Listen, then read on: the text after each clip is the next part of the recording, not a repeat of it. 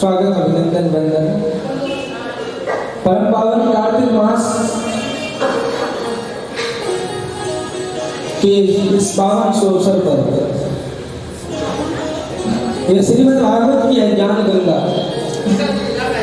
सकल लोक जग पावनी संपूर्ण जगत के कल्याण के लिए हम सबके बीच में श्री धाम वृंदावन की इस परम पावन भूमि में संपूर्ण जगत के कल्याण के लिए यहाँ से प्रवाहित हो रही है। हम सभी के बड़े भाग्य हैं। अहो भाग्य की भाग्य दिन बहु जन्म समर्जित कि ऐसे पावन पर्व कल हम सबने मिलकर श्री धाम वृंदावन की परम पावन पवित्र भूमि में गोपाष्टमी का पर्व मनाया।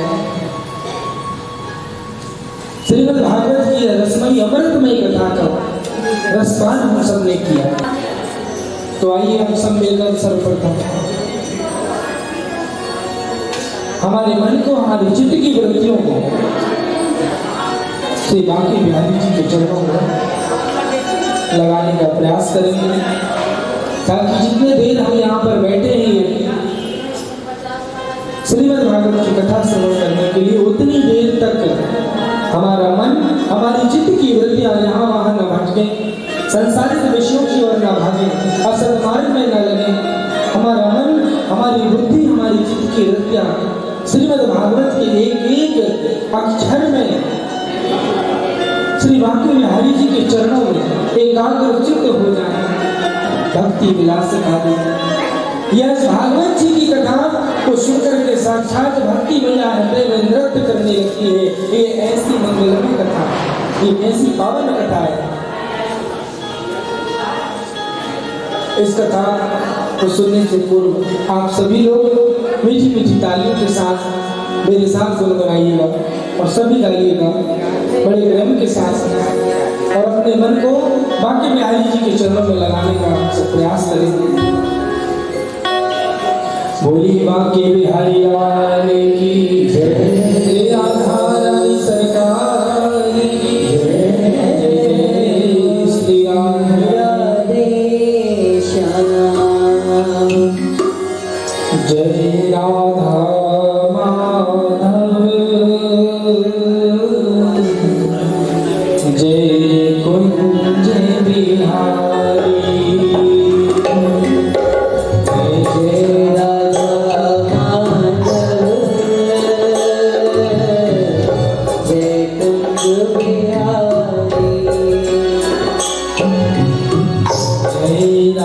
जय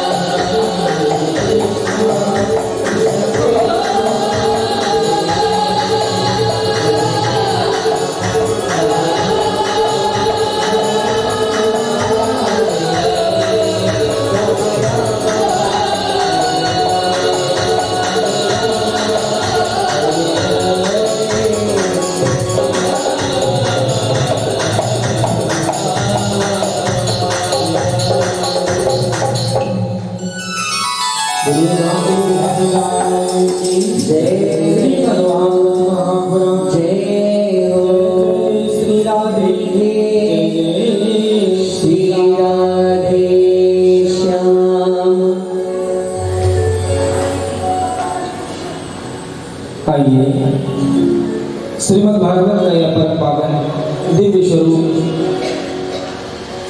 आज चतुर्थ दिवस की कथा श्री राम वृंदावन इस पवित्र परम पावन भूमि में हम सब बैठकर यहाँ पर श्रवण करने के लिए कथा प्रसंगों को श्रवण करने के लिए आप हम सब यहाँ पर उपस्थित हुए हैं।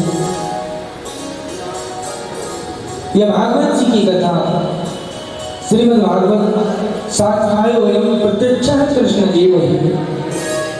यह साक्षात भगवान श्री कृष्ण का साक्षात श्री बांके बिहारी जी का वांगमय स्वरूप है। श्रीमद् भागवत यह कोई साधारण ग्रंथ नहीं है बंधुओं। यह भागवत जी यह भगवान का वांगमय स्वरूप है। द्वापर युग में जब भगवान श्री कृष्ण अपना लीला संवरण करके जब अपने स्वधाम जाने लगे तब भगवान ने अपना ही एक स्वरूप श्रीमद् भागवत ग्रंथ में समाहित कर दिया। तो यह कलयुग में साक्षात भगवान के एक एक अक्षर में भागवत जी के एक एक शब्द एक एक अक्षर में श्री कृष्ण जी विराजमान है। एक एक अक्षर में ब्रह्म स्वरूप है वो। यह भगवान की असीम अनुकंपा है। ये भगवान का पावन अनुग्रह हम सब के ऊपर कि हम इस पुनीत कार्तिक के महीने में श्री राम वृंदावन की भूमि में बैठ करके शुक्ल पक्ष में माँ यमुना जी के किनारे और श्रीमद् भागवत की कथा का प्रस्तान कर रहे हैं। वृंदावन की एक एक कण कण में एक एक लता पत्र में श्री राधा रानी और श्री बांके बिहारी जी सदैव विराजमान है। वृंदावन के अनेक संतों ने अनेक महर्षियों ने इस धाम की महिमा को नीति नीति गाया है। यह वृंदावन की भूमि कोई साधारण भूमि नहीं है। यहाँ की रज की महिमा वृंदावन वो तीर्थ है। इस बात को आप समझिए कि हम यहाँ पर ऐसे तीर्थ में बैठे हुए हैं जहाँ भक्ति का निवास है। भक्ति मैया सदैव यहाँ पर निवास करती हैं। जहाँ वृंदावन की रज में देवी भक्ति का प्रभाव है। वृंदावन की मिट्टी में सदैव भक्ति मैया निवास करती है। वृंदावन की रज उड़ करके जब माथे पर लगती है, जब हमारे शरीर पर लगती है वृंदावन की वो मिट्टी, वृंदावन की वो रज, तो अनंत जन्म के पाप एक क्षण में ही उड़कर दूर हो जाते हैं। ऐसी वृंदावन की रज की महिमा है। कहते हैं कोई एक दंपत्ति थे, पति पत्नी। एक बार तो जो उनकी धर्मपत्नी थी, धर्मपत्नी वो बड़ी धार्मिक थी, भगवान में बड़ी श्रद्धा रखती थी। बांके बिहारी जी के प्रति उनकी बहुत श्रद्धा थी। तो वृंदावन आया जाया करती थी, हर महीने आया जाया करती थी श्री राम वृंदावन। तो महाराज तो अपने पति देव को भी वो हर बार कहती। एक बार उसने बहुत जोर से कहा, थोड़ा जोर से का मतलब जोर लगा कर कहा कि स्वामी आप भी चलो, मैं तो हर बार जाती हूँ, एक बार आप भी श्री राम वृंदावन चलो। कार्तिक का महीना था। पति हर बार टाल देता, अरे हम नहीं जाते, हमारा मन नहीं है। अभी ये काम है, अभी वो काम है, ऐसे हर बार वो टाल देता है। कहीं ऑफिस में काम है तो एक दिन बहुत पीछे पड़ गई पत्नी, कहने लगी नहीं स्वामी आपको तो चलना पड़ेगा, सारे काम छोड़ दो, श्री राम वृंदावन एक बार तुम मेरे साथ तो तुम्हें चलना ही पड़ेगा। जोर लगाकर कहा पत्नी ने। अब महाराज उस समय वृंदावन में मेला लगा हुआ था, बहुत भीड़ थी। आप चलिए हमारे साथ, पत्नी ने कहा अपनी पति को। मन ना हो फिर भी चलिए।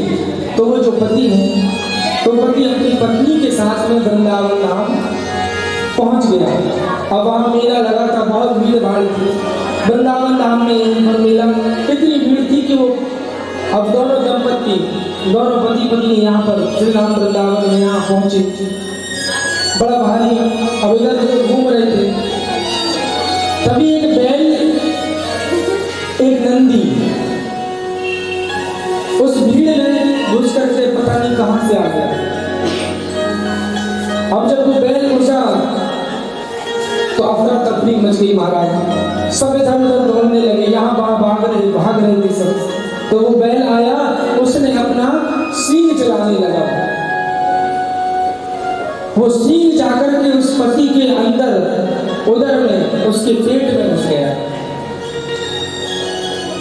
उसके पति की।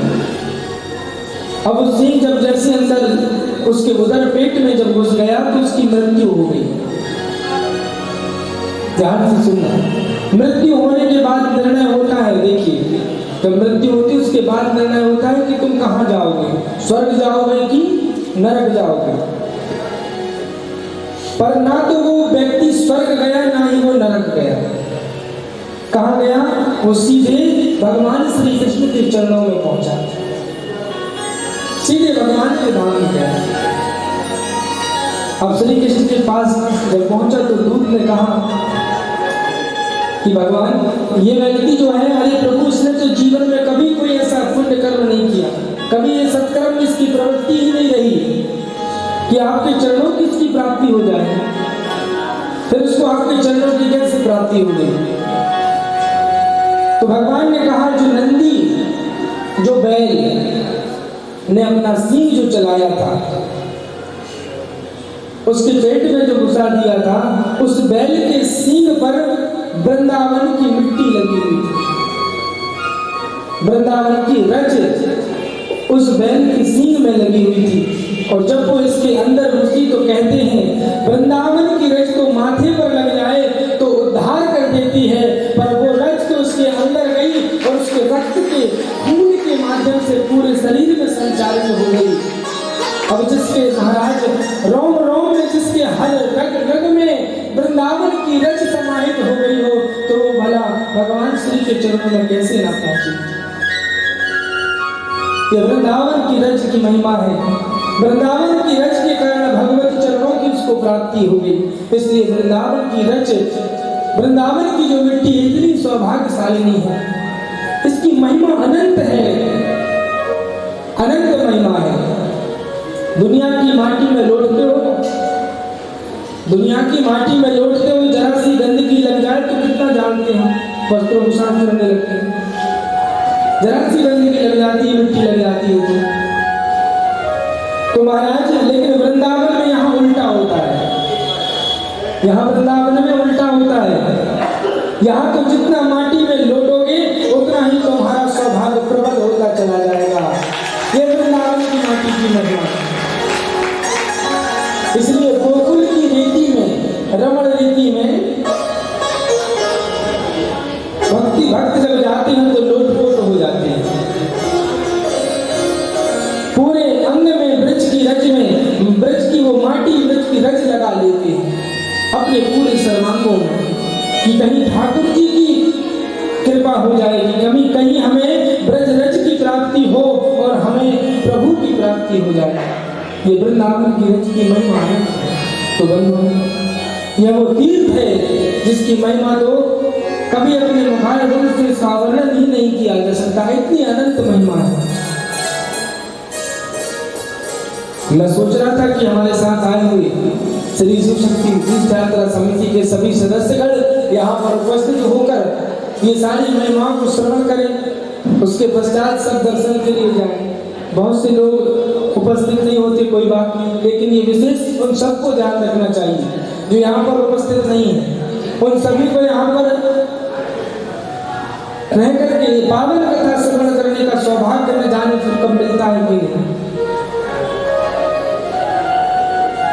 इसलिए जो अपने आसपास जो रहते हैं रूमों में जहाँ हमारी आवास की व्यवस्था, हम सबको कहें कि पहले कथा में चलिए, उसके बाद हम सब ब्रज दर्शन के लिए चलेंगे। खूब बड़े प्रेम से दर्शन करिए। अब देखिए दर्शन तो खूब भाग मचा के रखे हुए, कोई वृंदावन में ये मंदिर वो मंदिर, गोकुल चले जाए, रमण रेती में चले जाए, गोवर्धन जी चले जाए, मन को बिल्कुल पागल बना के रखे। अरे भैया बड़े प्रेम के साथ बाकी जहानी की चरणों का ध्यान कर लो, ये पावन कथा सुन लो। अपने पास इतने दिन हैं, एक एक दिन में एक एक स्थान भी जाओगे, बढ़िया प्रेम के साथ सारे स्थान अगर दर्शन कर लोगे। हमारे इस समिति का उद्देश्य भी यही है कि इस उद्देश्य से ही हमने भागवत जी के साप्ताहिक कथा का जो आयोजन यहाँ पर रखा जाता है कि संपूर्ण उतने दिनों में हम जितने मुख्य स्थान हैं उनका हम दर्शन सब बड़े प्रेम के साथ कर सकते हैं। अब ये आंवला नवमी की जो महिमा है, जितने लोग आ गए उतने लोग सुन ले। कहते हैं पावन इस प्रसंग को जो श्रवण करता है उसके जन्म जन्मांतर का उद्धार हो जाता है, उसके पाप कर्म से निवृत्त हो जाता है वो व्यक्ति। मैं इसलिए अभी तक ये इतनी देर रुका हुआ था ताकि और लोग आ जाए, तो उन लोगों को भी प्रसंग श्रवण करने का सौभाग्य प्राप्त हो जाए। तो जितने हैं आप सभी सुन लीजिए। आज आंवला नवमी का परम पावन जो पर्व है, देखिए आज ही के दिन त्रेता युग की शुरुआत हुई थी।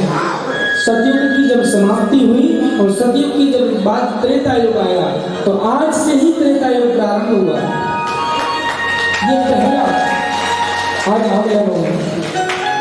अच्छा, एक बार माँ लक्ष्मी जी के मन में आया, माँ महालक्ष्मी जी के मन में ये विचार आया कि मैं भगवान विष्णु जी की और भगवान शिव जी की एक साथ मैं कृपा प्राप्त करना चाहता हूँ और एक साथ उनकी मैं पूजा करना चाहती हूँ। ये स्वयं साक्षात माँ लक्ष्मी के मन में विचार आया। तो भगवान विष्णु को क्या प्रिय है सबसे अधिक? ठाकुर जी को क्या प्रिय है? जोर से बोलिए। तुलसी। तो ठाकुर जी को तुलसी बहुत प्रिय है, तो माँ लक्ष्मी तुलसी जी के पास है। अच्छा, बाबा भोलेनाथ को क्या प्रिय है? बेल बताते हैं।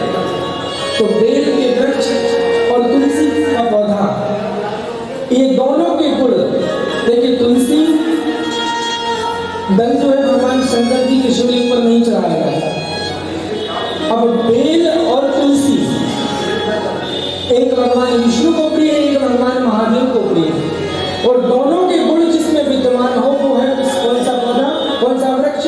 आंवले का वृक्ष। आंवले के वृक्ष में स्वयं साक्षात भगवान देवादिदेव महादेव और स्वयं साक्षात भगवान श्री हरि नारायण का वास रहता है। ये दोनों के गुण, तुलसी और बेलपत्र, दोनों के गुण विद्यमान रहते हैं आंवले में। साधारण वृक्ष नहीं होता आंवले का पौधा, आंवले का वृक्ष। इसलिए माँ लक्ष्मी जी आंवले के वृक्ष का उन्होंने पूजन किया और पूजन करने के उपरांत वहीं पर बैठकर आंवले के वृक्ष के नीचे साक्षात माँ लक्ष्मी ने प्रसाद बनाई। प्रसाद बनाकर के भोग लगाया और ध्यान किया, तो वहीं पर आंवले के वृक्ष से ही देवादिदेव भगवान महादेव और स्वयं भगवान विष्णु नारायण प्रकट हो गए। बोलिए भगवान श्री हरि नारायण की जय हो, बाबा भोलेनाथ की जय। ये दोनों भगवान श्री हरि नारायण और भगवान शंकर प्रकट हो गए। तो आंवले के वृक्ष के पास आज के दिन जो आंवले के वृक्ष की पूजन करता है, आंवले का दर्शन करता है, उनका उसका स्पर्श करता है और ये पावन कथा को श्रवण करता है आंवला नवमी के दिन, उसके जन्म जन्मांतर के पाप तो छूटते ही हैं, साथ में अखंड सौभाग्य की प्राप्ति भी होती है, क्योंकि उस पर माँ लक्ष्मी की कृपा भी होती है और माँ पार्वती जी की कृपा भी उसे प्राप्त होती है। स्वयं भगवान नारायण की कृपा भी होती है और महादेव की कृपा का पात्र भी बन जाता है।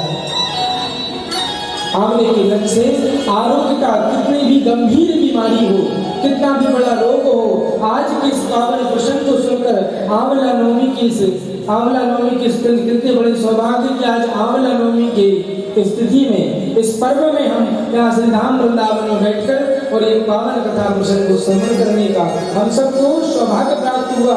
आज ही के दिन ये वृंदावन की परिक्रमा आज से ही शुरुआत होती है आंवला नवमी से। ये विशेष तौर पर आंवला नवमी से ही शुरुआत मानी जाती है। और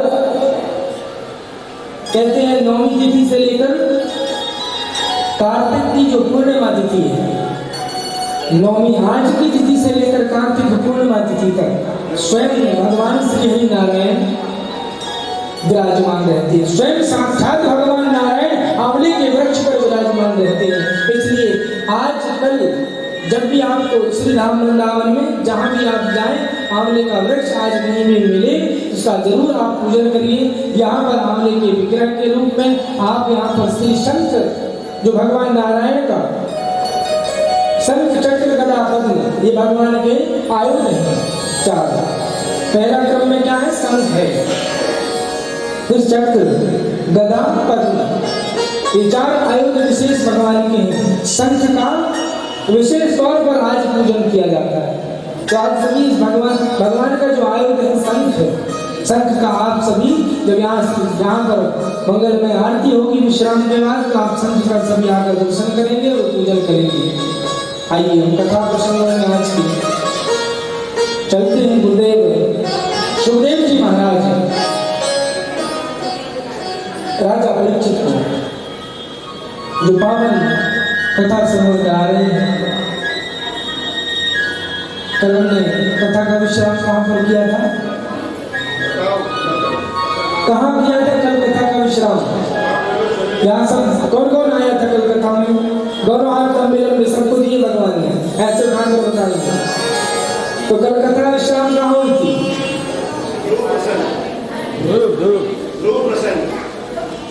प्रियव्रत उत्तानपाद और उत्तानपाद के पुत्र ध्रुव जी के प्रसंग में आज कल हमने एक कथा श्रवण की थी कि किस हेतु भगवान ने 12 रूप धारण करके हिरण्याक्ष का उद्धार किया था। अब हिरण्याक्ष के भाई का नाम क्या है? हिरण्यकश्यप। हिरण्यकश्यप भी असुर है, बड़ा दुष्ट है। अब अपने भाई की मृत्यु का बदला लेने के लिए वो स्वयं भगवान नारायण से द्वेष करने लगा, दुश्मनी ले लिया कि जब भी मौका मिलेगा मैं अपने भाई की मृत्यु का बदला बस लूंगा। हिरण्यकश्यप के मन में ये भाव आ गया। तो हिरण्यकश्यप की पत्नी का नाम है कयाधु। 3 पुत्र हैं, चौथा अभी गर्भ में है। हिरण्यकश्यप ने अपनी पत्नी को आश्वासन दिया और आश्वासन देकर ब्रह्मा जी की तपस्या करने के उद्देश्य से एक निर्जन एकांत स्थान में चला गया। वहां जाकर अखंड तप करने लगा। और जब वहां तप करने लगा तो स्वर्ग से देवराज इंद्र ने मौका पाकर हिरण्यकश्यप की पत्नी कयाधु का अपहरण कर लिया, हरण करके ले जाने लगा। तो मार्ग में ही नारद जी मिल गए। नारद जी ने समझाया इंद्र को कि तुम्हारी दुश्मनी, तुम्हारा जो तुमसे बैर है वो हिरण्यकश्यप से है, एक अबला नारी से नहीं, इसलिए देवताओं को शोभा नहीं देता और तुम तो देवताओं के राजा हो। इंद्र ने नारद जी की बात को स्वीकार किया और कयाधु को नारद जी के सुपुर्द कर दी और इंद्र स्वर्ग चले गए। नारद जी के ऋषि के आश्रम में हिरण्यकश्यप की पत्नी कयाधु को लेकर पहुंचे। अब ध्यान देना, अब देव ऋषि नारद और वहां पर और अनेक संत महात्मा रहते थे, क्योंकि संतों की बड़ी महिमा होती है। संत कोई भी कार्य नहीं करते तो वो सदैव परहित के लिए करते हैं, सदैव परोपकार में ही उनका भाव निहित होता है। उनका किसी विशेष स्वार्थ में, खुद के निजी स्वार्थ में उनका भाव निहित नहीं होता।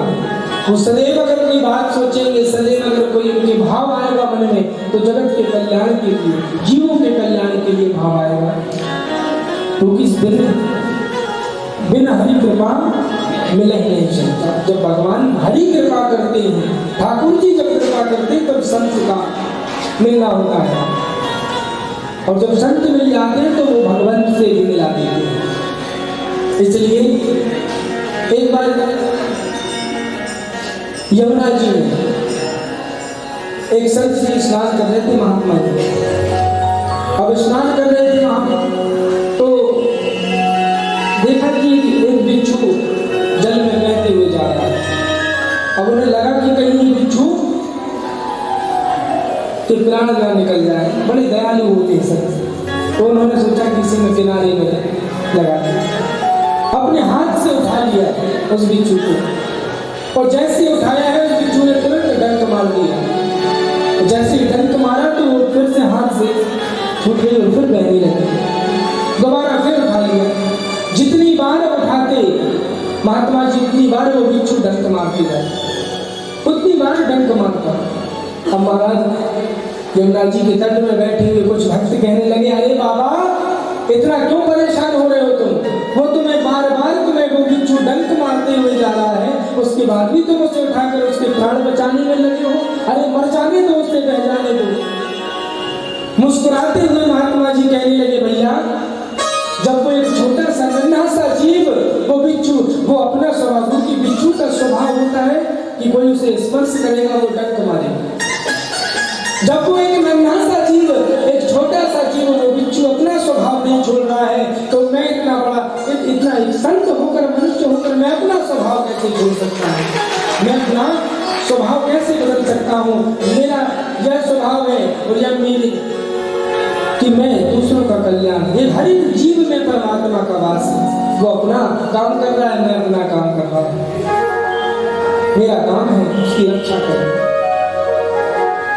हर एक चराचर सृष्टि में जितने भी जीव जंतु हैं, सब में परमात्मा का वास है। एक एक कण कण में परमात्मा है, जड़ में भी, चेतन में भी, सजीव में भी, निर्जीव में भी। तो महाराज जब संतों के सानिध्य में, नारद जी के जैसे महात्मा देव ऋषि, उनके सानिध्य में जब हिरण्यकश्यप की पत्नी नित्य प्रति सुबह शाम भगवान की पावन प्रसंगों को श्रवण करती, सत्संग श्रवण को मिलता, तो उसका प्रभाव ये हुआ, अभी गर्भावस्था चल रही है, और गर्भावस्था में कयादु संतों के सानिध्य में भगवत चर्चा, भगवान की पावन कथाओं को श्रवण कर रही है। उसका प्रभाव ये हुआ कि 7वें मास में, ध्यान देना, जब 7वां महीना चल रहा हो, तो उस समय माँ के मन की स्थिति, माँ के मन में जैसे विचार उत्पन्न होंगे, माँ की जैसे मन की स्थिति होगी, ठीक वैसा ही स्वभाव, वैसे ही विचार वाला बालक पैदा होगा। ये माता के मन की स्थिति जैसी होगी 7वें महीने के बाद। कयादु का सप्तम 7वां मास चल रहा था गर्भवती। महाराज कयादु ने नित्य प्रति नारद जी के मुख से, अनेक संतों के मुख से भगवत चर्चा, तो वैसे ही आचार विचार वैसे ही स्वभाव वाला भगवान का भक्त एक शिशु, एक बालक ने जन्म लिया। बड़ा ही सुंदर नाम है प्रहलाद। बोले प्रहलाद जी महाराज की जय। अब इधर पर हिरण्यकश्यप तपस्या कर रहा है, तपस्या करके ब्रह्मा जी जब प्रकट हुए तो वरदान मांगे हैं उसने। सबसे पहले तो मांगा कि मैं अमर हो जाऊं। ब्रह्मा जी ने कहा ये नहीं हो सकता है, कहा कुछ दूसरा मांग लो। तो कहा ठीक है, फिर मुझे ये वरदान दो कि ना मेरी मृत्यु ना किसी देवता से हो, ना किसी असुर से मैं मरूं, ना किसी मनुष्य से मेरी मृत्यु हो, ना किसी पशु पक्षी से मैं मरूं, ना दिन में मैं मरूं, ना रात में मैं मरूं, ना मेरी मृत्यु किसी अस्त्र शस्त्र से हो, ना किसी भी प्रकार के शस्त्रों से हो, ना घर के अंदर मरूं, ना घर के बाहर मरूं। महाराज ना जमीन में मरूं, ना आकाश में मरूं। ऐसे विचित्र ऐसे वरदान प्राप्त कर लिए। तो ब्रह्मा जी ने भी कह दिया तथास्तु। भगवान सोचने लगे ब्रह्मा जी तो तुरंत कह दिए तथास्तु, अब झेलना तो हमें पड़ेगा। थोड़ा सोच तो लेते कैसे वरदान मांगा है। भगवान ने कहा चलो ठीक है कोई बात नहीं। वापस जब अपने महल में पहुंचा, पता चला इंद्र ने ले लिया है। फिर वहां से पता चला नारद जी के सानिध्य में पत्नी को लेकर आया, अपने छोटे से बालक प्रहलाद जी को लेकर के महल में पहुंचा। महल में जब पहुंचा तो वहां पर अब वो भी अपने बालक को यह शिक्षा देने वाला है क्या कि ऐसी शिक्षा जिससे वो भगवान से बैर करने लगे, नारायण से बैर करने लगे। वो अपने बेटे प्रहलाद को बलशाली, यशस्वी, मनस्वी, तपस्वी बनाना चाहता है। भगवान नारायण से द्वेष करना सिखा रहा है। गुरु शुक्राचार्य जो दैत्यों के गुरु हैं, उनके दो पुत्र संड और अमर्क दोनों को बुलाया और कहा कि मेरे इस बेटे को ऐसी शिक्षा प्रदान करो जिससे ये भगवान नारायण को अपना बैरी, अपना शत्रु समझने लगे। कहा ठीक है। दोनों आचार्यों ने गुरुकुल में ले और वहां ले जाकर के अब कुछ महीने तक प्रहलाद जी महाराज गुरुकुल में रहे। वहां रह रहे अनेक छात्रों, अनेक विद्यार्थियों को भी भगवान के संकीर्तन कराते प्रहलाद जी। उसका प्रभाव ये हो गया कि गए थे किसी और काम से, उल्टा होने लगा प्रभाव। कुछ महीनों के बाद जब वापस अपने महल में, अपने घर में प्रहलाद जी आए तो पिता हिरण्यकश्यप ने वो ऐसे करके आलिंगन करने लगा, बिठा लिया अपने गोद में अपने बेटे को। कहा बेटा इतने महीनों में आए हो, बताओ इतने दिन गुरुकुल में रहे तुम, क्या शिक्षा लेकर के आए हो, क्या सीख कर आए हो, सुनाओ जरा हमको। प्रहलाद जी कहने लगे पिता मैं यही शिक्षा, मैंने यही प्राप्त करके आया हूं कि जो हम इस संसार में जिसे हम सत्य समझते हैं, जिन वस्तुओं को, इस संसार में जितनी भी चीजें हैं, जितनी भी भौतिक वस्तुएं हैं, इन्हें हम सत्य मान लेते हैं। लेकिन ये भगवान की वैष्णवी माया है पिताजी, और जो हमें दिखाई नहीं देता वो परमात्मा जो सब जगह है, हरि व्यापक, सर्वत्र समाना, इसके बाद भी हम उसे जानने का प्रयास ही नहीं कर पाते। इसलिए पिताजी ये ब्रह्म सत्यम जगत मिथ्या कहा, ये केवल वही श्री हरि नारायण वो परमात्मा ही एकमात्र सत्य है, उसके अलावा ये जगत तो मिथ्या है।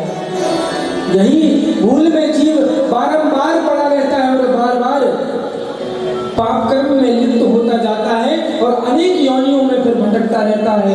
अनेक जन्म उसको मिलते रहते हैं, अनेकों जन्म में वो प्राप्त करता रहता है। 84 का चक्कर उसका कभी खत्म नहीं होता।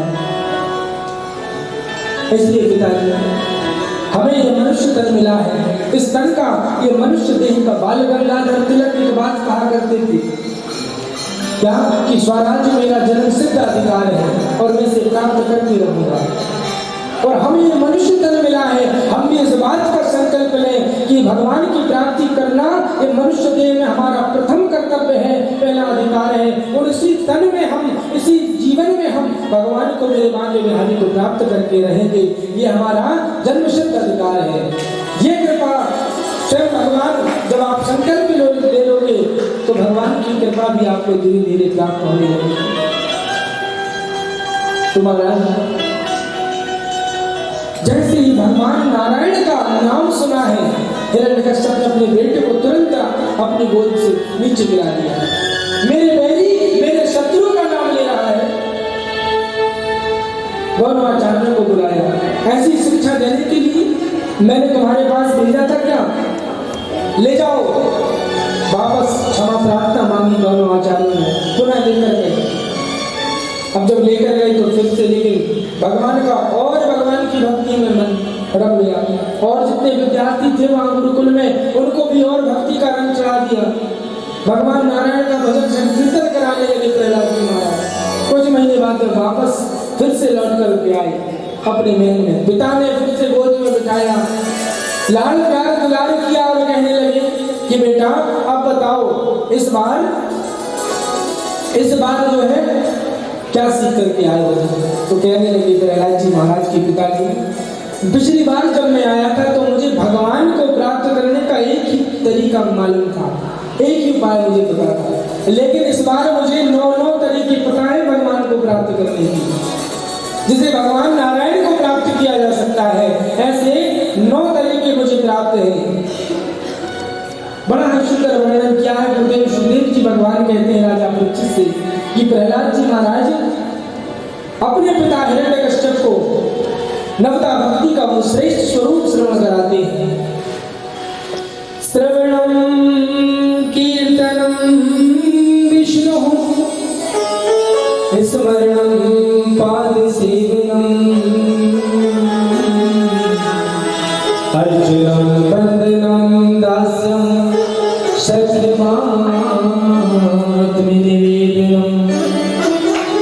तीनों स्वरूप है श्रीमद् भागवत में। श्रवणम कीर्तनम विष्णु स्मरणम पाद सेवनम अर्चनम वंदनम दास्यम सख्यमात्म निवेदनम।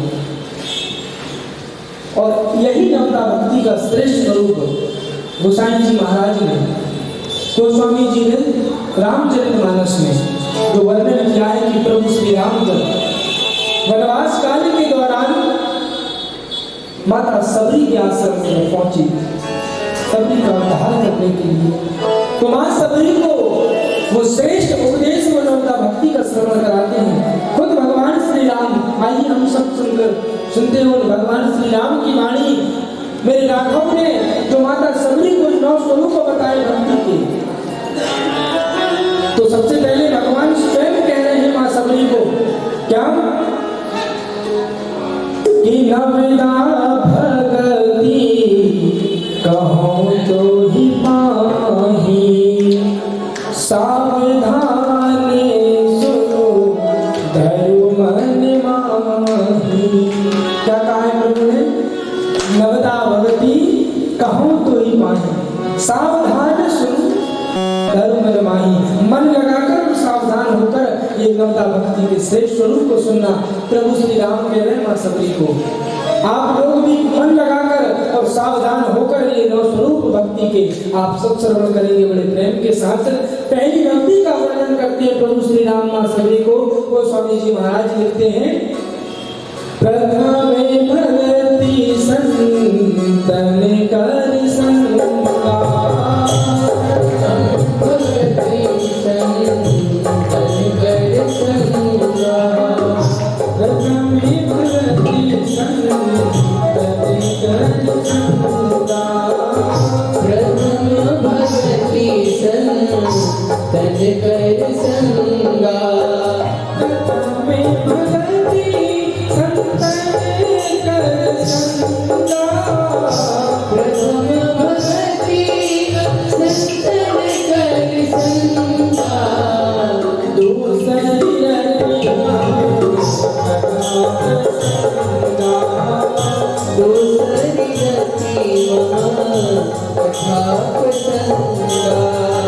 भगवान कहते हैं कि प्रथम भक्ति संतन कर संगा।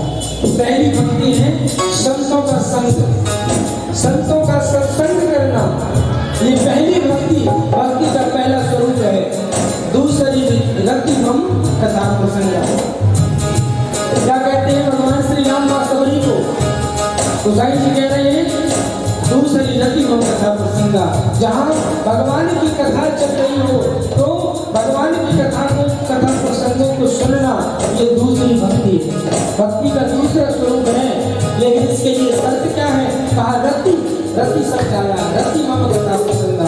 एकदम रमण होकर एकदम रक्त हो जाओ कथा प्रसंग में। एकाग्र चित्त की वृत्तियों को ठाकुर जी के चरणों में लगाकर उनके कथा प्रसंगों को बड़े प्रेम और भाव के साथ श्रवण करना, ये भक्ति का दूसरा स्वरूप है। प्रभु श्री राम मां सबरी को कहते हैं कि मां तीसरा जो स्वरूप है वो क्या है? वो स्वामी जी लिख रहे हैं गुरुपद पंकज सेवा गुरुपद पंकज सेवा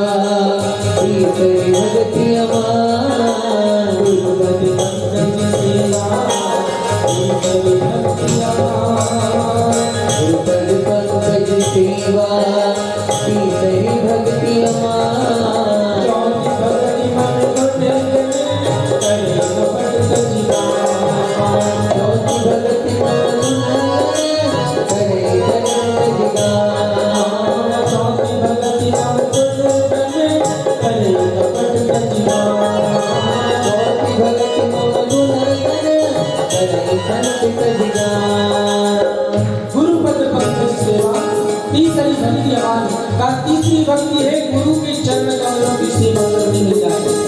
गुरु के चरण कमलों की यदि सेवा करने को मिल रही है तो ये भगवान कह रहे हैं ये तीसरे स्तर की भक्ति है। 9 में से ये तीसरा स्वरूप है भक्ति का, भगवान को प्राप्त करने का। लेकिन इसके लिए भी सच है गुरु के चरण कमलों की सेवा करना। लेकिन तीसरी भक्ति अमान, अपने कभी मान या सम्मान की कामना मत करना। गुरु के चरण कमलों की सेवा निस्वार्थ और निष्काम भाव से करना। मान सम्मान या अपमान की बिल्कुल चिंता मत करना। और चौथी भक्ति करें कपट कथियान, मेरे गुणगानों का, मेरे चरित्रों का, मेरे कथा प्रसंगों का कपटता छोड़कर सब द्वेष भावना को त्याग करके और जो गुणगानों का बखान करता है, ये मेरी चौथी भक्ति का, ये चौथी भक्ति है, भक्ति का चौथा स्वरूप है। आगे प्रभु श्री राम मां सभी को उपदेश देते हुए कहते हैं कि मां मंत्र जापे मंत्र जाप दृढ़ विश्वासा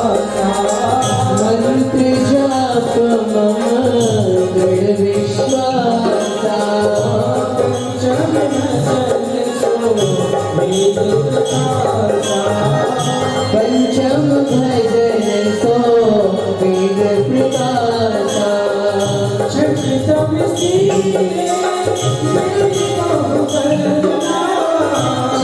छठम सील विरति बहु कर्मा निरत निरंतर सज्जन धर्मा।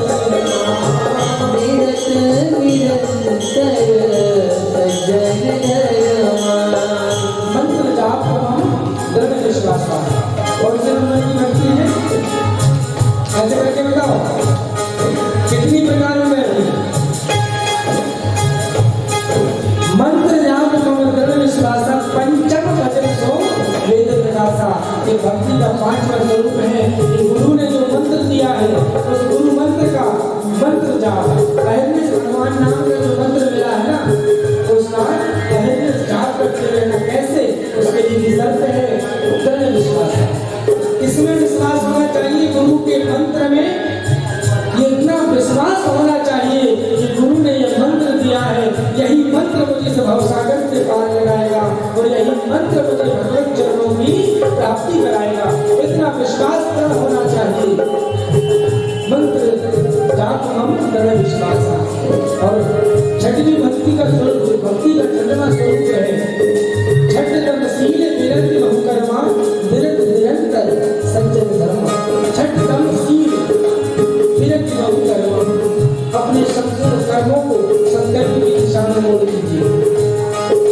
जितने भी विषय कार्य है वासना के त्याग कर सत्कर्म में आगे बढ़िए और हमेशा अच्छे सत्संग का अच्छा संग करिए, साधु संत महात्माओं का संग करिए, सज्जन पुरुषों का संग करिए जो अच्छे पुरुष हैं, जिनका स्वभाव है।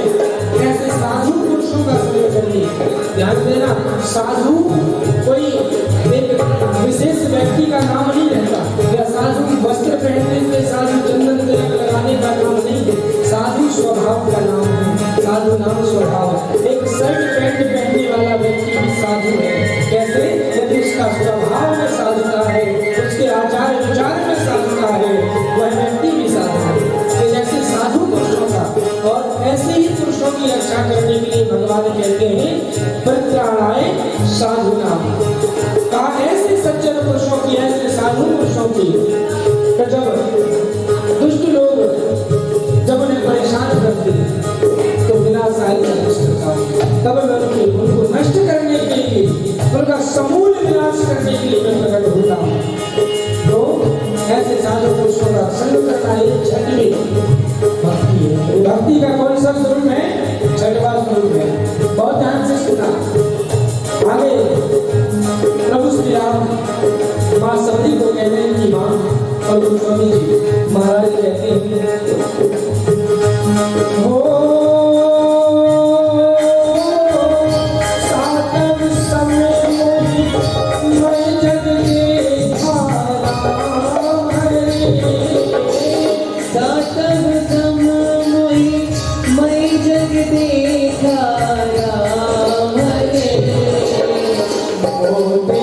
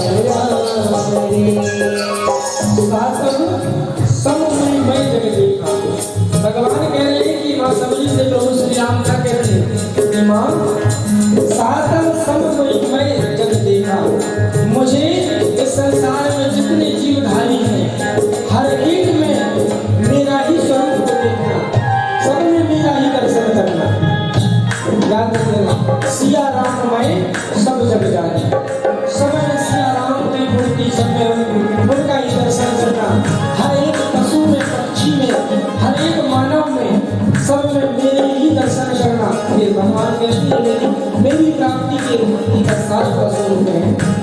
और मोटे संत अधिक कर देगा, मुझसे भी ज्यादा, मुझसे पहले भगवान कह रहे हैं संतों को महत्व देना, मुझे संत अधिक कर लेगा मुझसे पहले, क्योंकि संत जब कृपा करेंगे वही तो, तभी तो मुझ तक मिलने का मार्ग बताएंगे।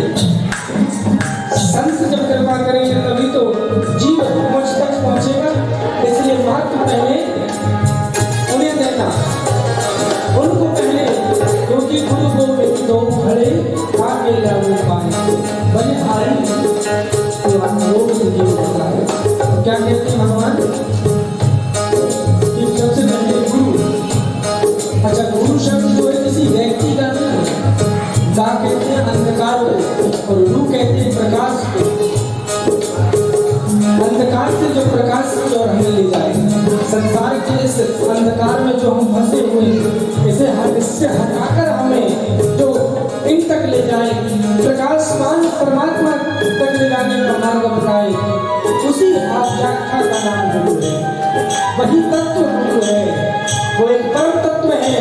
जैसे परमात्मा परम ब्रह्म निर्गुण निराकार निर्विशेष है, वैसे ही गुरु तत्व है, वह भी निर्गुण निराकार निर्विशेष। इसलिए गुरु वंदना में कहा गया है अखंड मंडलाकारम व्याप्तमेव चराचरम।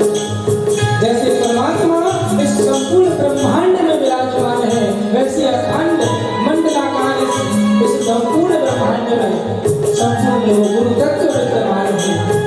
और उस गुरु तत्व की को प्रथम महत्व देना। यह व्याख्या प्रभु श्री राम सभी कह रहे हैं और कहते हैं आठवां जथा लाभ संतोष। सबसे बड़ी बात, हम आगाह अपनी मौत से कोई बसर नहीं, बताए एक दिन जाना है लेकिन संतोष नहीं है जीवन में, ये मिल जाए। अभी हम 2 व्हीलर में चल रहे, 4 व्हीलर में चलने लग जाए, अब 4 व्हीलर आ गई, 4 व्हीलर सुन के डिजायर में चल रहे हैं, BMW थोड़ा बड़ी होनी चाहिए। ये तृष्णा जो है, ये तृष्णा कभी, ये भूख, ये कभी जीवन समाप्त हो जाएगा, ये कभी समाप्त नहीं होगी। छोटा घर हो, बड़े घर की तृष्णा, बड़ा घर हो जाए उससे भी बड़ा घर की तृष्णा, ये कभी समाप्त होने वाली नहीं है इस संसार में। तो भगवान का कहते हैं आठवां जथा लाभ संतोष। सबसे पहली बात संतोष, संतोष का जो धन है, संतोष, संतोष का परमो धर्म, तो सब संतोष का परमो धर्म, संतोष की परम धर्म है, वो परम धन है। जिसके पास संतोष नाम की अगर चीज है ना, सबसे बड़ा धर्मान वही व्यक्ति है। जो प्राप्त है वो पर्याप्त है। बस इस बात को हृदय में डालने की, भगवान तूने मुझे जो दिया है, जो दिया है वो मेरे लायक ही मुझे दिया होगा, क्योंकि मुझे मालूम है परमात्मा भेदभाव नहीं कर सकती। भगवान भेदभाव क्यों करेंगे जीवों के साथ? हम सब तो उनके बालक हैं, क्या कभी पिता अपने पुत्र से भेदभाव कर सकता है?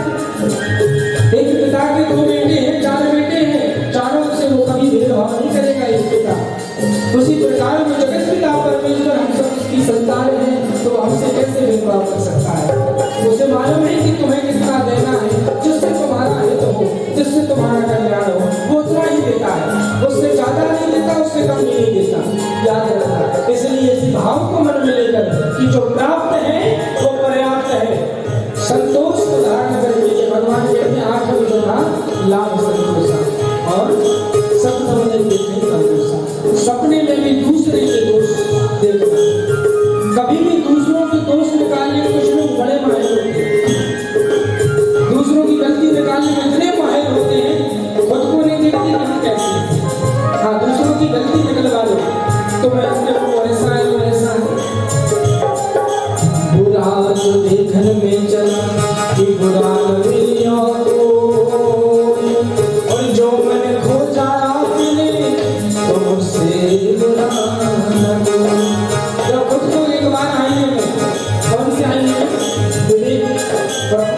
ज्ञान के दो प्रकार के नेत्र हैं, ये नेत्र और ये ज्ञान नेत्र, ज्ञान चक्षु। उनसे जब खुद को देखना ज्ञान वाले नेत्र से, तो संसार में मुझसे बुरा कोई नहीं मिलेगा, दूसरों की बुराई कभी कभी सपने में ही दूसरों की बुराई कभी नहीं देखना चाहिए। भगवान श्री राम कहते हैं सपने में नहीं देखने पर दूसरा, दूसरों के दोष को कभी सपने में भी नहीं देखना चाहिए। इसके बाद गोस्वामी जी महाराज आगे वर्णन करते हैं मानस में, प्रभु श्री राम का कहते हैं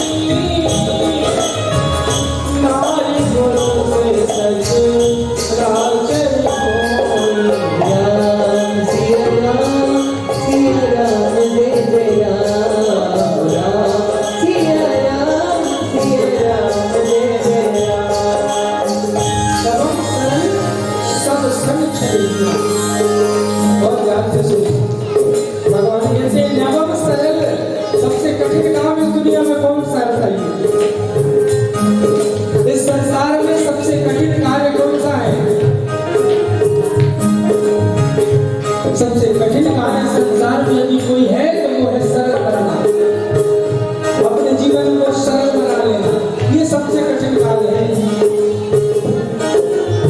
कहते हैं ना जिसको हम तो सरल तो बनेंगे नहीं, बल्कि मैं यहाँ गया, मैं वहाँ गया।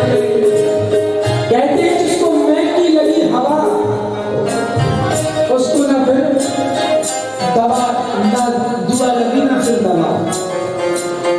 अगर मैं की इसको हवा लग जाती एक बार, उसको ना फिर दुआ लगी ना फिर दवा लगी, कुछ काम नहीं आता। इसलिए मैं का जो है इसको त्याग कर सरल बनिए। सरलता सबसे बड़ा कि भगवान कहते हैं मेरी सबसे बड़ी भक्ति है सरल बन जाएगी। एक बार एक भक्त, अब वो भक्त बहुत एक व्यक्ति था, बहुत खाता था, दिन में 4 बार खाता, सुबह कुछ नहीं खाए, दोपहर में, फिर शाम को भी, फिर रात में। अब जब इतना खाए तो कहीं दिन भर सोता रहता, कोई काम धंधा नहीं करता। घर वाले बहुत परेशान हो गए इससे, इतने परेशान हो गए कि दिन भर खाता है, बस पड़ा रहता है, कोई काम धंधा नहीं करता। परेशान हो गए घर वालों ने कहते हैं लेकर जाओ, कुछ काम धंधा नहीं, बस दिन भर खाते रहते। वो व्यक्ति ने कहा, अब वो घर से निकल के गया, मन में सोचते जा रहा है मैं जाऊंगा कहाँ। इससे पहले कुछ काम धंधा तो किया नहीं, तो आदत भी नहीं है कुछ काम करने की। तुम्हारे से जा रहा था एक नगर में पहुंचा, एक आश्रम दिखाई दिया। अब आश्रम के बाहर महात्मा जी बैठे थे।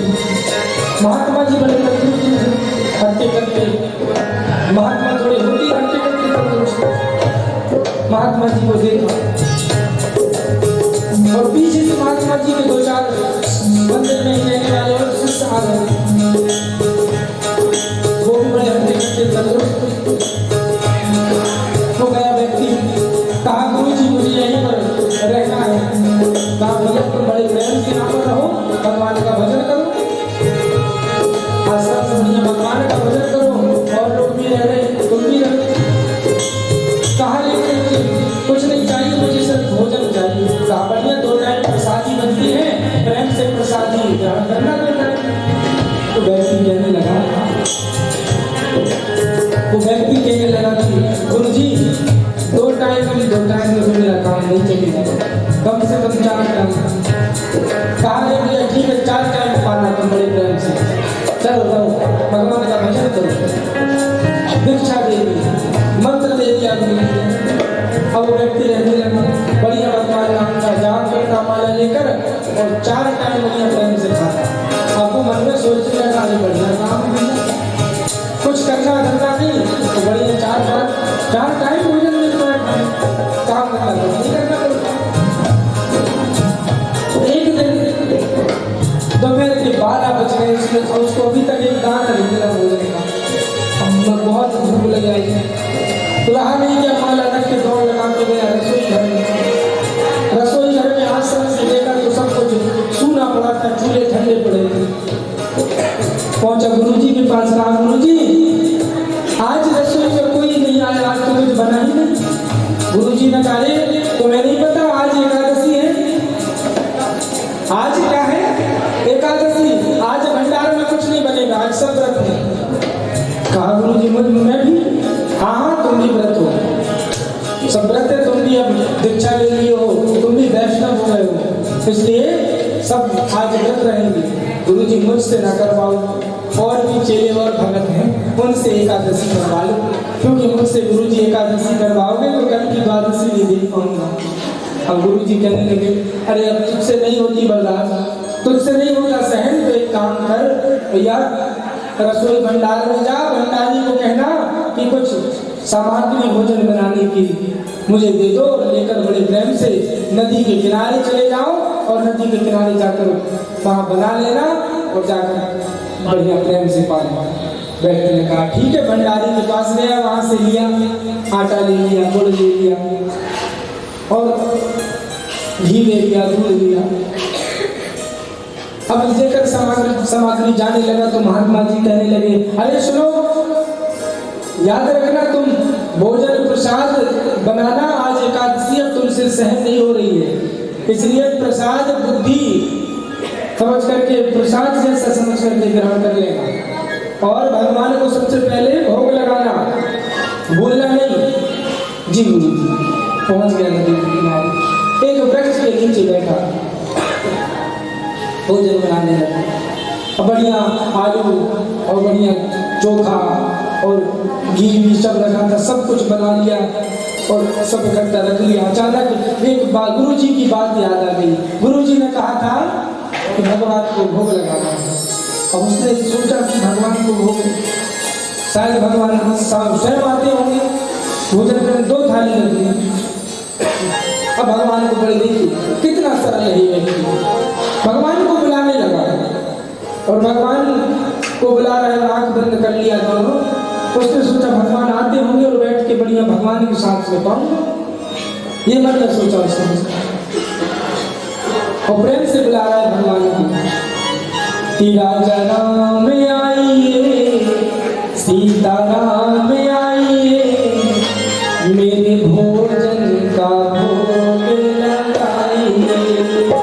राजा राम आइए, प्रभु राम आइए, मेरे भोजन का भोग लगाइए। राजा राम आइए, प्रभु राम आइए, मेरे भोजन का भोग लगाइए।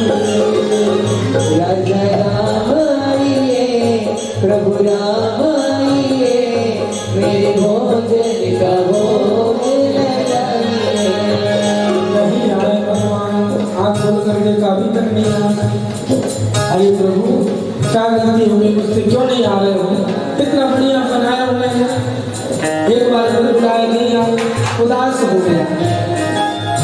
फिर कहने लगा भगवान ये भूल में मत रहना कि आज तुम्हें आश्रम में बढ़िया बढ़िया कई प्रकार का व्यंजन मिलते हैं वहाँ पर, आज वहाँ कुछ नहीं बना, सब खाली पड़ा है, जो कुछ यही है, इसलिए यही जो कुछ है पालो। कि आज मनी धान आरती यहाँ यही मेहमानी, आज मनी धान आरती यहाँ यही मेहमानी, और रूखी सूखी रोटी खाओ, पियो नदी का पानी। राजा राम आइए, प्रभु राम आइए, मेरे भोजन का भोग लगाइए। राजा राम आइए, प्रभु राम आइए, मेरे भोजन का भोग लगाइए। अब थोड़ी सी बात कही तो भगवान उसकी सरलता में खींच गए, तो वहाँ पर प्रकट हो गए प्रभु श्री राम। राम माँ जानकी के साथ में बाम भाग कृष्ण जानकी बामांग में माँ सीता जी खड़ी हुई।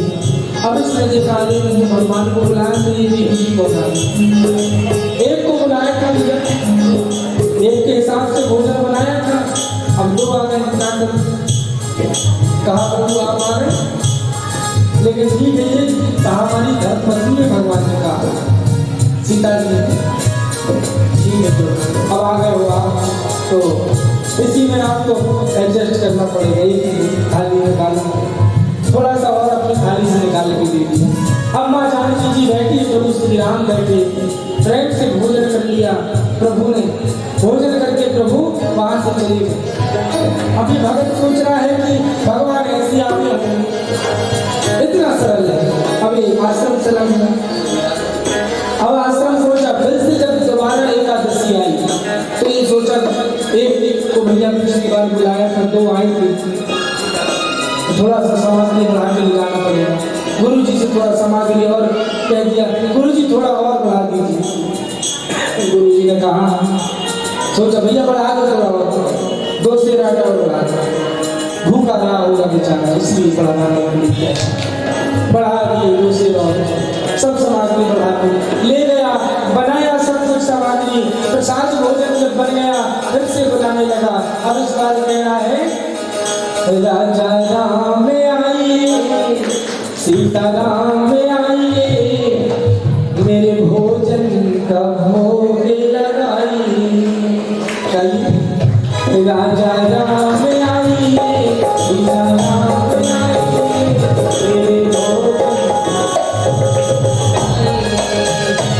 मेरे भोजन को भोग लगाइए।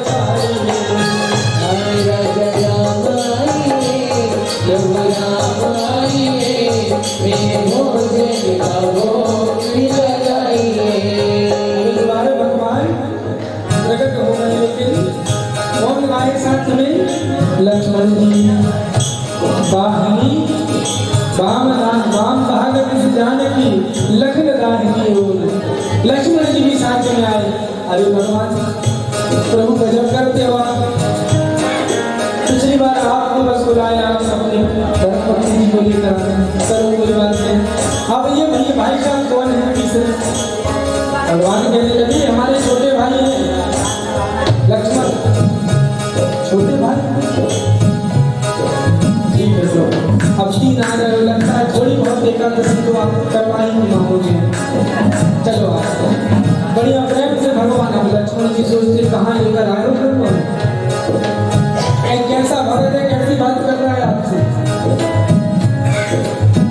भगवान ने बैठ गए, माँ सीता जी बैठी, लक्ष्मण जी विराजमान हुई, बढ़िया प्रेम से भोजन पाया। अब फिर चले गए, जाने लगे कि वो भगत कहने लगा भगवान प्रभु रुकिए, अब मैं एक को बुलाता हूँ आप 2 आते हो, 2 को बुलाता हूँ 3 आते हो, इस बार बता के जाओ अगली बार कितने आओ, उस हिसाब से मैं सामग्री लेकर आऊंगा। अगली एकादशी में कितने आओगे? भगवान ने कह दिया भैया देख लेंगे चीज तुम बना लेना। अब भगवान चले गए, फिर से जब तुम दोबारा एकादशी जब आई फिर गुरु जी के पास पहुंचा, गुरु जी थोड़ा और बढ़ा दीजिए सामग्री। कहा भगवान 3 आने लगे और पता नहीं और कितने आ रहे। गुरु जी ने कहा कुछ भी बोलता है भगवान 3 आने लगे, 2 को बुलाता हूँ 3 आते, कैसी बातें कर रहा है। गुरु जी ने मन में विचार किया शायद, लेकिन इतना कैसा भूखा रहता है, शायद बेचता होगा सामान, बेच रहा होगा लेगा, बढ़ा दो भैया थोड़ा 6 से और आटा बढ़ा दो, सब कुछ बढ़ा के दे दिया। एक व्यक्ति उसके पीछे लगा के देखना जरा कहीं बेचता तो नहीं।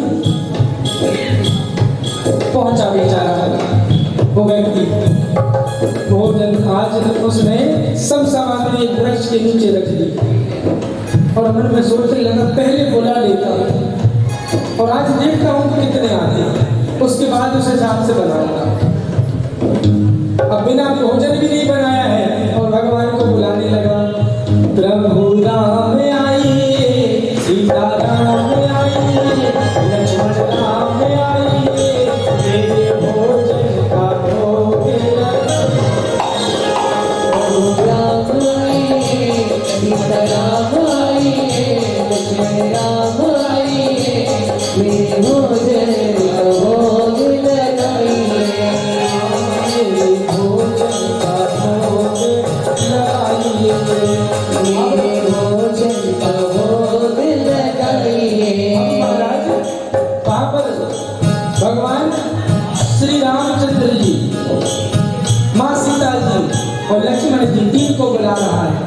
अब यहाँ पर पूरा का पूरा राम दरबार प्रकट हो गया।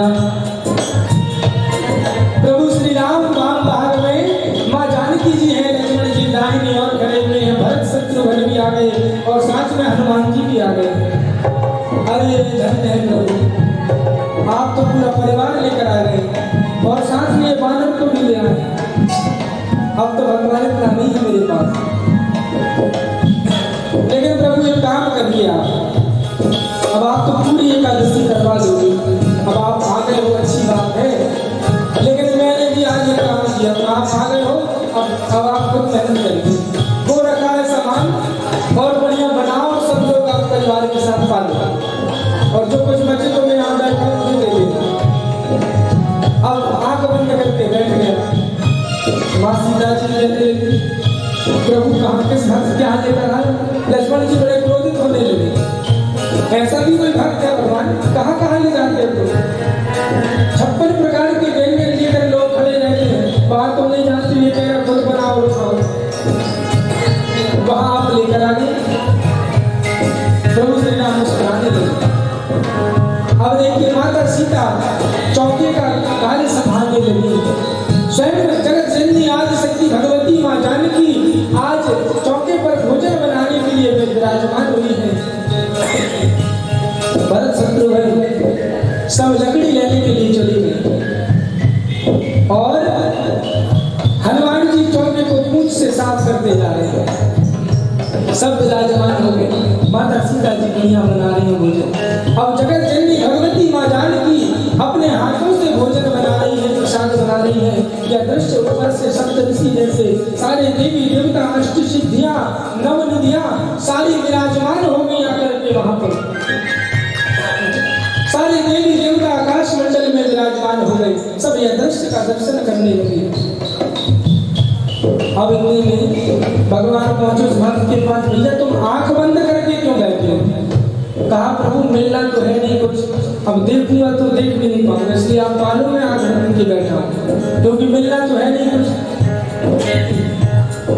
अब पीछे से गुरु जी आ गए, तो गुरु जी आए, गुरु जी ने कहा क्यों यहाँ बैठा है? कहा गुरु जी भगवान आए, भगवान सारा परिवार लेकर आए हैं, भोजन बना रहे हैं। और कुछ भी बोलता है, कहाँ है भगवान? कहाँ बैठे भगवान? गुरु जी आप तो नहीं दिख रहे, वो चौके में बैठे, वो उनकी धर्मपत्नी है, सीता जी उनका नाम है, वो जो भोजन बना रही है। अरे कुछ नहीं बक रहा है, कहाँ भगवान? गुरु जी को जब ऐसा कहते हुए सुना उस भगत ने, तो वो कहने उसकी आंखों से आंसू आ गए। गुरु जी भगवान के पास पहुंचा, कहा प्रभु आप मुझे तो दिख रहे हो, गुरु जी को क्यों दर्शन नहीं देते? गुरु जी को क्यों नहीं दिखाई दे रहे हो? भगवान कहने लगे कि बेटा क्योंकि तू सरल है, तेरे में जो सरलता है, प्रभु को देखिए सरलता से ही पाया जा सकता है। सरलता में जिसने जीवन जिया है भगवान उसी को प्राप्त हुए हैं। तेरे गुरु जी बहुत बड़े भक्त हैं, वो भी 4 वेदों 6 शास्त्र 18 पुराणों के वो तो ज्ञाता है, इतने शास्त्रों के विद्वान हैं, लेकिन बस सरलता नहीं होना। इसी कारण में तुम्हारे गुरु जी को नहीं, प्रभु एक बार बस गुरु जी को दर्शन दिया, अन्य नहीं किया। भगवान ने कहा चलो ठीक है। प्रभु श्री राम गुरु जी को दर्शन दिए।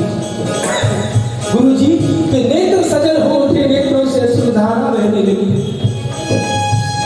आज स्वयं गुरु जी कहने लगे उस भगत से कि मैंने पूरा जीवन भगवान को इस भक्ति में लगाया, इतने वेद शास्त्रों का अध्ययन किया, इतना ज्ञान अर्जन किया, इसके बाद भी मुझे भगवान के दर्शन नहीं हुए। और आज तूने, तेरे माध्यम से, तेरी सरलता ने आज मुझे भी, आज इस शिष्य ने गुरु को भगवान के दर्शन करा दिए सरलता के बल पर। तो ये सरलता की बड़ी महानता है, इसलिए जीवन को जितना अधिक सरल बनाओगे भगवान को उतनी ही जल्दी आपको प्राप्त होगा और भगवान के उतने ही निकट आप रहोगे।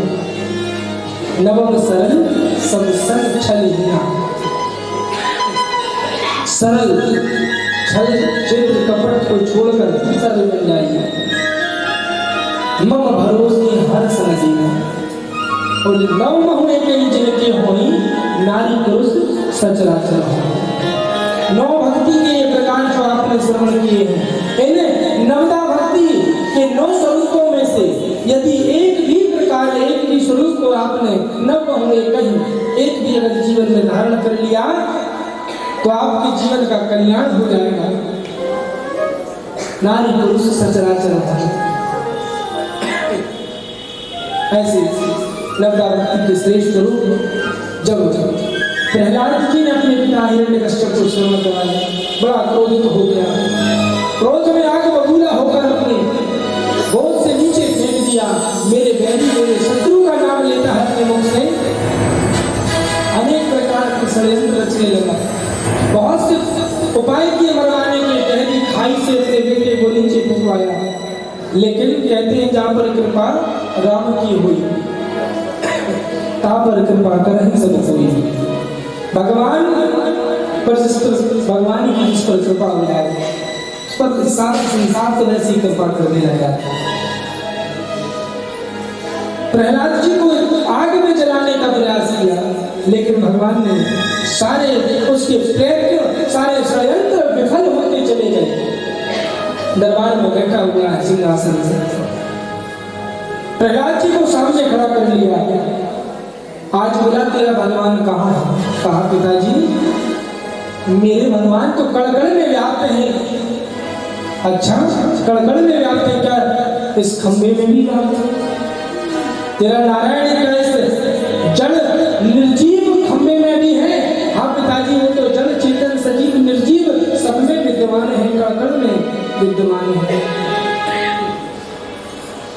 इतना जैसे ही सुना महाराज अपनी तलवार निकाली और तलवार निकाल करके उस खंबे में जोर से जो प्रहार किया है, उसी क्षण भगवान उस खंबे को चीर करके नरसिंह के रूप में वहां प्रकट हो जाते हैं। बोले नरसिंह नारायण भगवान जय। भगवान नरसिंह के रूप में उनका प्रागट्य हुआ। बड़ी जोर से अट्टहास करते हुए प्रभु उस सभा में प्रकट हो गए। आधा नर का रूप है और आधा सिंह का रूप है। जोर जोर से अट्टहास कर रहे, बड़ा विकराल स्वरूप भगवान नरसिंह का। और महाराज जब प्रकट हुई हिरण्यकश्यप और वहां उसके खड़े सारे सैनिक भयभीत हो गए।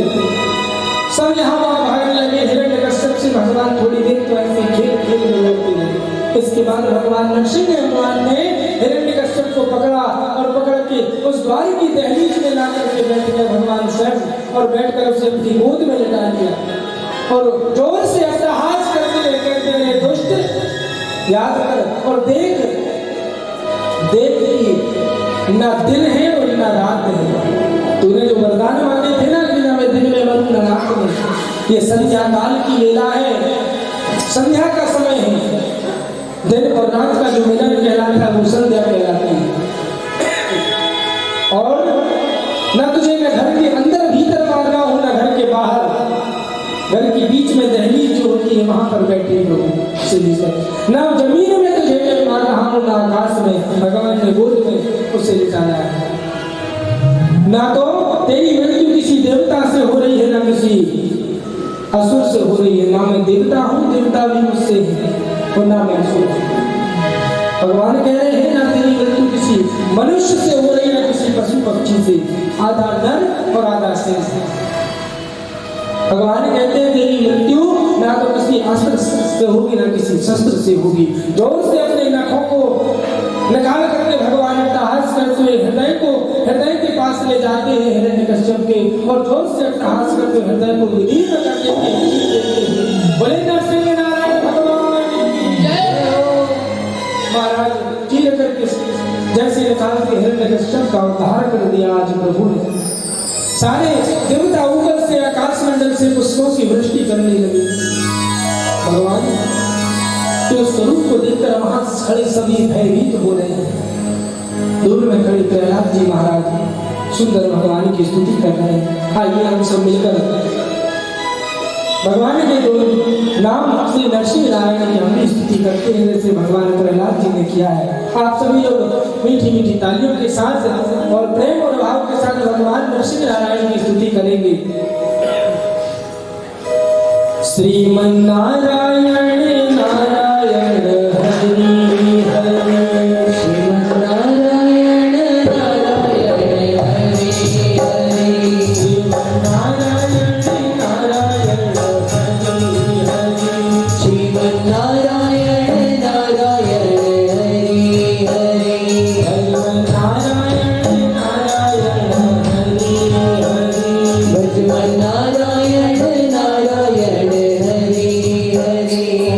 तेरी लीला सबसे प्यारी प्यारी हरी हरी तेरी लीला सबसे न्यारी न्यारी हरी हरी तेरी लीला सबसे प्यारी प्यारी हरी हरी ओ तेरी लीला सबसे न्यारी न्यारी हरी हरी श्रीमन्नारायण नारायण हरि हरि श्रीमन्नारायण नारायण हरि हरि ओम नमो नारायणाय ओम नमो नारायणाय हरि ओम नमो नारायणाय हरि ओम नमो नारायण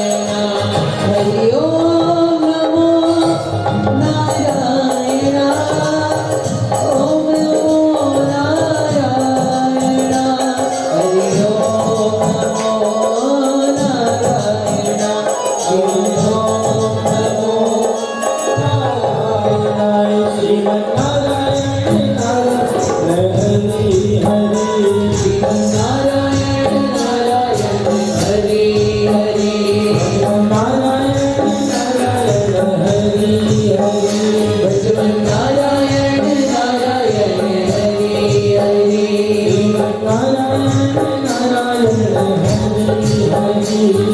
नारायण नारायण हरि हरि नारायण नारायण हरि हरि नारायण नारायण हरि हरि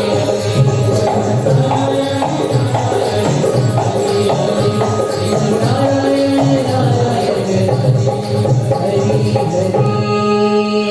कोई नरसिंहनारायण भगवान की जय हो श्रीमद् भागवत महापुराण की जय हो जय जय श्री राधे श्याम गुरुदेव सुखदेव जी महाराज वर्णन करते राजा परीक्षित जी की राजा भगवान श्री हरि नारायण ने नरसिंह रूप धारण करके और उद्धार किया है आज हिरण्यकश्यप।